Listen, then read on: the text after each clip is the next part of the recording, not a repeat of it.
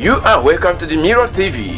We offer you news, local, national and international, on politics, religious and socio-cultural events, project work documentary, live documentary and lot more. Contact us today and do not forget to subscribe to our channel so as to get our updates on daily basis. The Pro-Chancellor at Ebonyi State University, Dr. Chikuma Abraham Mwale, equally speak on the age rate for admitting a student into a tertiary institution and other issues that borders on education.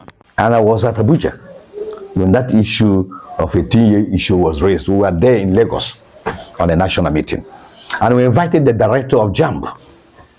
And it came to a point where they challenged a Nigerian in New York, in overseas, who was 15 years to do a degree.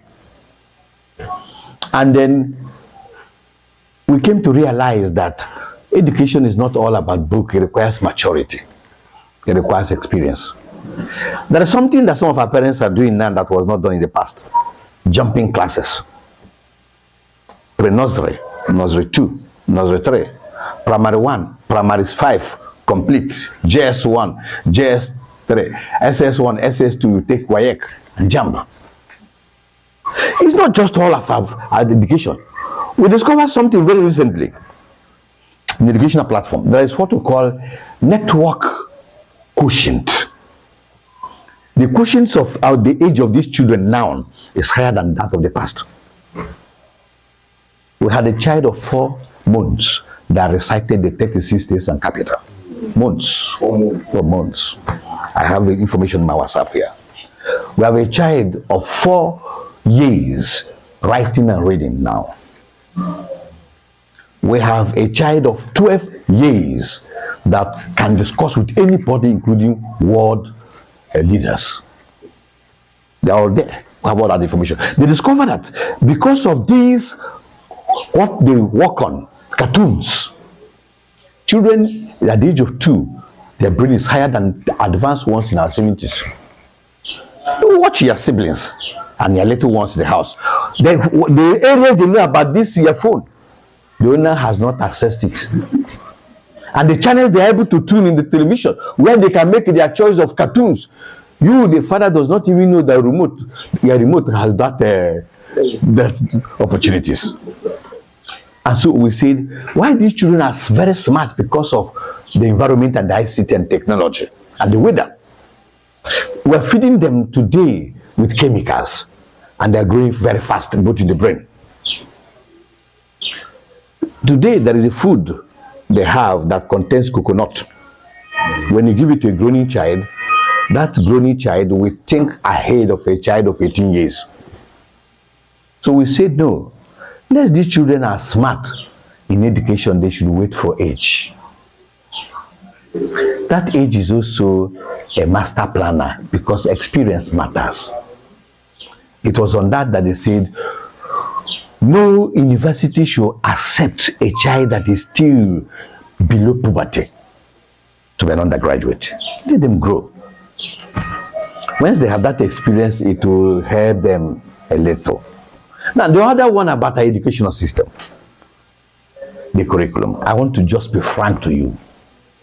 Overseas where I schooled, government does not do anything with education. They do what they call grant of subventions and supervision.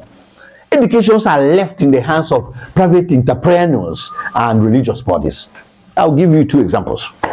In Rome today, no institution is manned by the government. They are all by the churches and private institutions. In US, the same. Speedily. So this idea that the government owns public schools, we cannot manage. It may hurt you and hurt even the presidency. The government is spending so much on infrastructure. But I give them something because of our educational knowledge acquisition in Europe.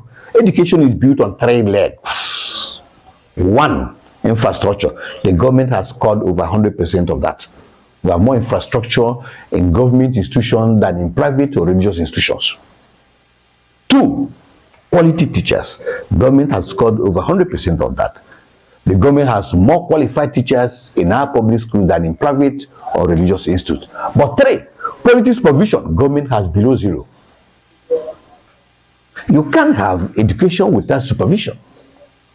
And so the private ones and religious bodies are getting 100% in that area, where they monitor the children, they follow the bomber to bomber, and so they do that. So government should spend more money, time, and energy in our supervisions. Go to our public schools in the whole country, outside tertiary institutions. Our primaries and secondaries, they are not being supervised. And so there is a mass exodus out in SS2. You see stampede. They will be looking for greener pastures where they can succeed in their work. There is also another clause in that curriculum that is not very wonderful. The idea that you do not repeat a class. In the past, if a child does not perform well, you step that child down. Even in the church here, I have my own. I said, if you fail, you must pass through lesson until you pass that class before you can go. Otherwise, withdraw your child. So government should make policies that will help to checkmate our educational lapses. Today we give political appointments for commissioner for education, minister for education. Look for experts, those right in the field. Look for the zonal directors, ZDIE, national director, federations, all these people who have been in the education system, who will help us. Don't give political appointment to these areas of professionalism. It affects us. Today, shocking enough, most of the great public servants would not prefer their children to go to any public school. They will either go for private or religious. If you want to be serious, the government at the federal level and state level should give it as a law. All public officers must send their children to school in their villages. Then you see about it. So we have a lot of challenges, but I said Rome was not built in a day. When we take care of the essentials, the basic infrastructure, the security, enabling environment, employment opportunities, students' loan, harnessing of our resources, removing this from exclusive lists, making them federated states, independent states of Nigeria, gradually we'll take care of that. In the Southeast, for example, the most rich and enterprising state in education is Anambra. Take any slightest opportunities, you see their children excelling because they invest in education. We pray that our present government, especially in Ebonyi State, will also invest there. But our public schools are dying. And as we keep updating you in news reportage and lots more, please don't forget to subscribe now and drop your comments below. Benita Olise, The Mirror TV. You can call us on 08165191946. I take that again. Call us now on 08165191946 for your products or business adverts, live documentary, project works, or sociocultural events. The Mirror TV, we stand to give you the best.